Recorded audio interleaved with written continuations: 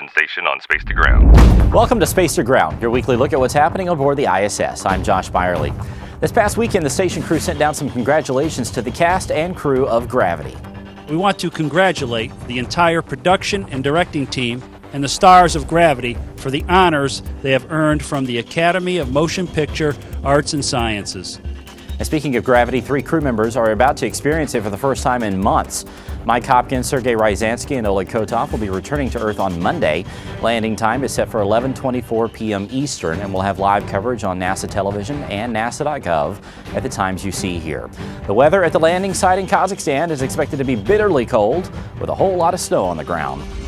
The crew did a lot of work this week with Sphere's slosh. As rockets have gotten much bigger and more complex over the years, it's become a bit tricky to predict how all that fuel in the rocket tanks will move around. So Sphere's slosh is helping out.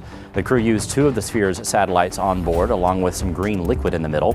As the satellites fly, the liquid sloshes around and is photographed by high-resolution cameras. This will ultimately help create better and safer designs for future rockets. The crew also worked on the microbiome experiment. This may sound weird, but there are whole colonies of microbes growing on our bodies, and there are good ones and bad ones. When we're under stress, the balance of the two can get out of hand, which can lead to disease. Living in space definitely puts stress on the body, so astronauts' microbes are sampled as part of this study. The hope is that this will lead to better detection of diseases and a better understanding of our immune system.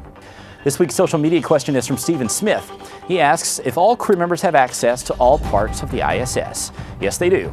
There are Russian, U.S., European, and Japanese laboratories on board that all of the crew members work in each day. When it comes time to eat, the crew can meet up in the Unity node, which is where the American segment meets the Russian segment. The crew also exercises throughout the station, both in the U.S. and Russian segments. Make sure to keep sending us your questions and comments using the hashtag #SpaceToGround. We'll see you next week.